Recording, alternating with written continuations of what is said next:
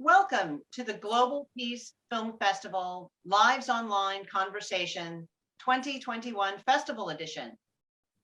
Please join me, Kelly Devine, the Artistic Director, and Nina Strike, the Executive Director, as we welcome Rohit Dhuliya, the filmmaker behind Gandhi Rediscovered, which is playing as a part of our program called Perspectives on India, which is part of our in-person programming as well as available to stream in our virtual program. The dates for our upcoming September program: in-person screenings begin September 20th and run through September 26th. Online streaming access begins September 27th and runs through October 3. For more information and updates, please visit peacefilmfest.org, follow us on social media, consider joining our newsletter, and generally stay in touch with us to find out what great events we have coming up. And now, please join Nina and I as we welcome Rohit. Thank you. Yeah, thank you, Kelly. Hello, Rohit. Hello, Nina. Hello, Kelly. It's great to be part of Global Peace Film Festival. It's wonderful to have you. So let's start by why don't you tell us about the film? Yeah, so Gandhi Rediscovered, as the name suggests, is about rediscovering Gandhian philosophy. In the sense, the film looks at Gandhian philosophy in relevance to the time and age that we live in. So the film sort of starts off by sort of looking at the journey of Gandhi before he became a Mahatma, from being this really ordinary child who was scared of darkness to this young man who had aspirations just like you and me, wanted to wear a three-piece suit, wanted to have a great career, then transforming into this Mahatma. So I thought that journey, it sort of gives a glimpse into that is important to understand the philosophy.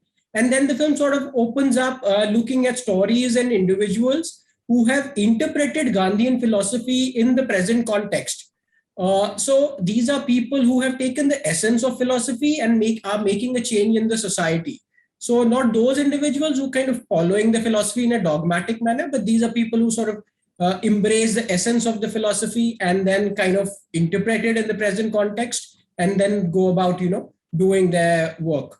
So that's broadly what the film is about. And also it sort of looks at the host of leaders that Gandhian philosophy inspired over a period of time, like Martin Luther King Jr., Nelson Mandela. And so that's broadly what the film is about.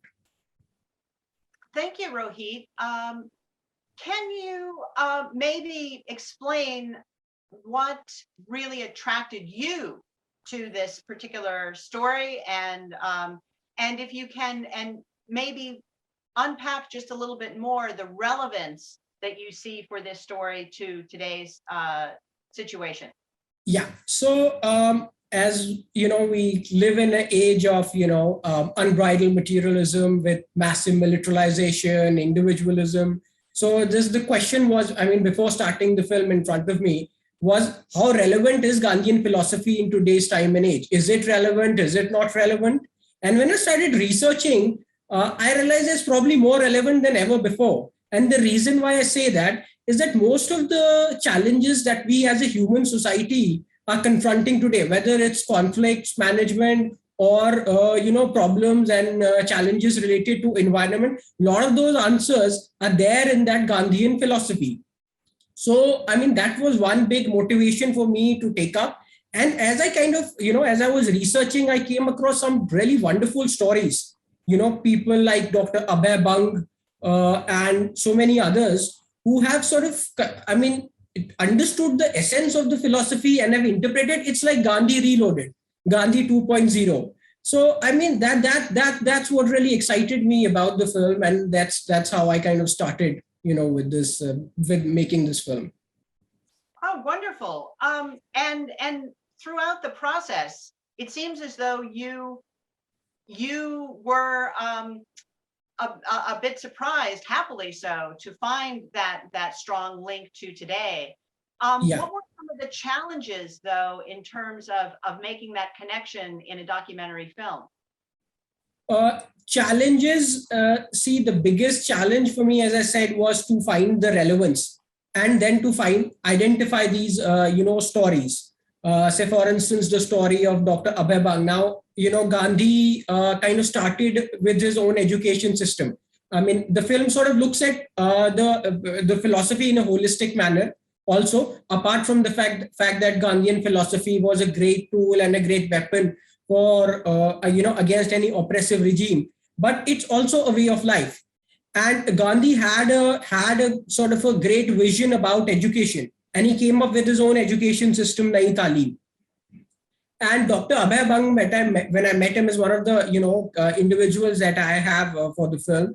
Was when he was young, he studied in that school, and then he kind of went to United States of America. He studied medicine and all of that. Then he came back, and now he works in a tribal area, which is a marginalized area in India. It's an Naxalite infected zone. Naxalite is a kind of a movement that's happening in tribal areas of India, which is a kind of a violent movement. They want to overthrow Indian democracy. Because so it's in such areas you have this individual, this gentleman working. So I think finding such people, I won't call it a challenge, because as I kind of started researching, I found a lot of such individuals. But yeah, I mean, that I perceived to be a challenge, but as I kind of started working, it wasn't really that much of a challenge. Very good, very good.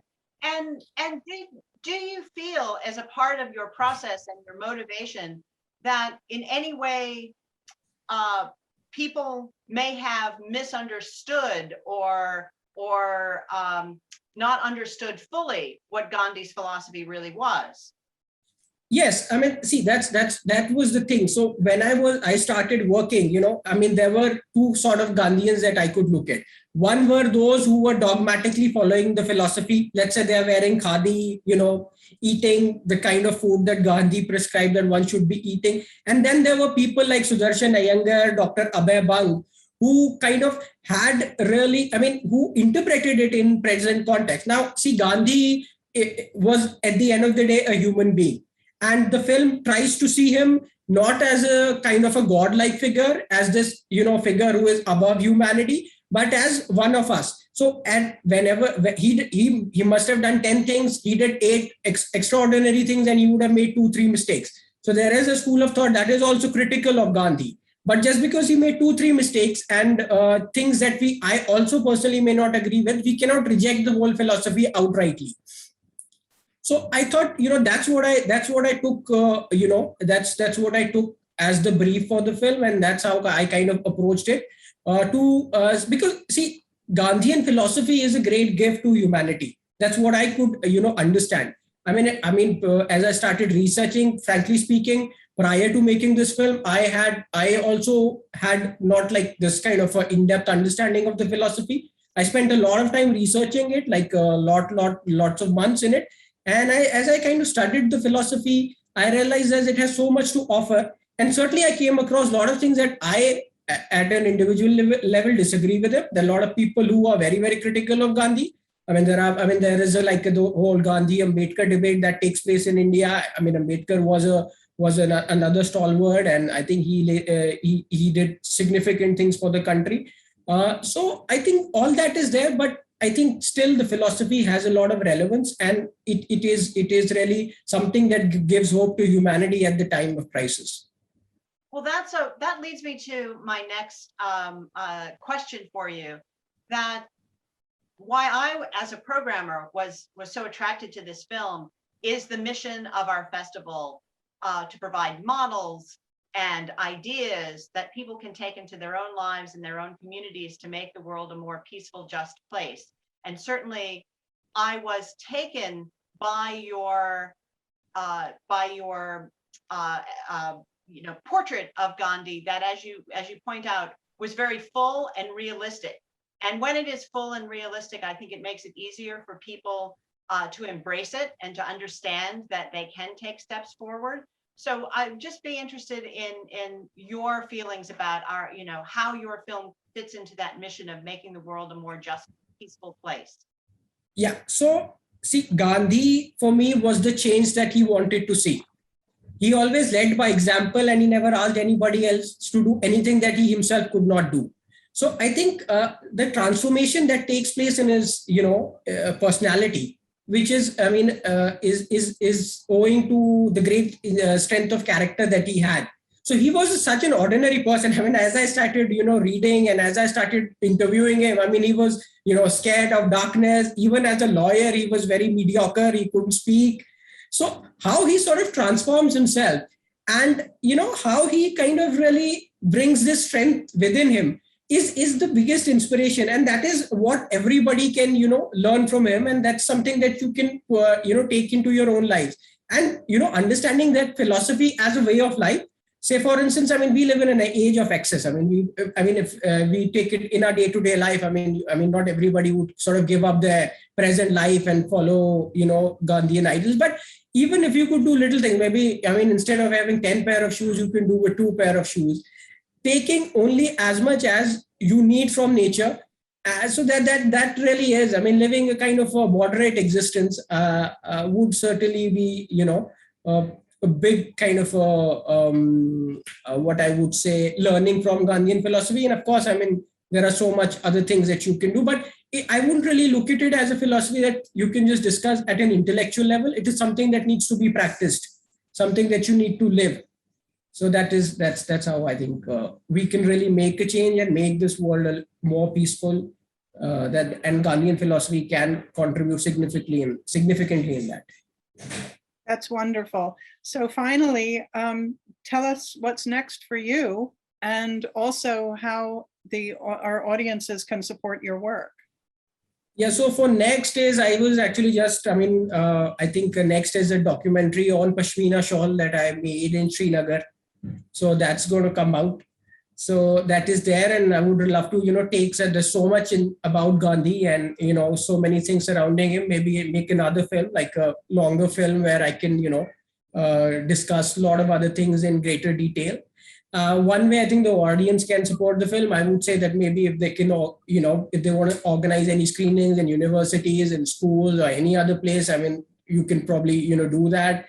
I'll be happy to kind of, share my film with you and initiate discussions and debate around Gandhian philosophy. I mean, it can be critical. I mean, one way, I'm sure there'll be a lot of people who will also disagree with the philosophy, but it's good to kind of discuss it and debate it, because it opens up a lot of, subjects and topics. So, I mean, maybe, if we can have more and more of screenings and have debates and discussions around Gandhian philosophy, that would be like a big help. Wonderful.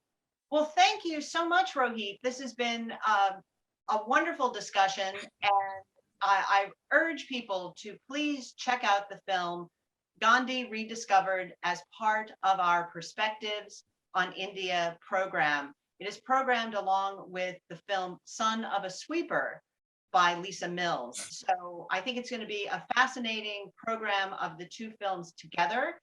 We look forward to hearing back your reactions. Please do follow us on social media so that you can send us messages.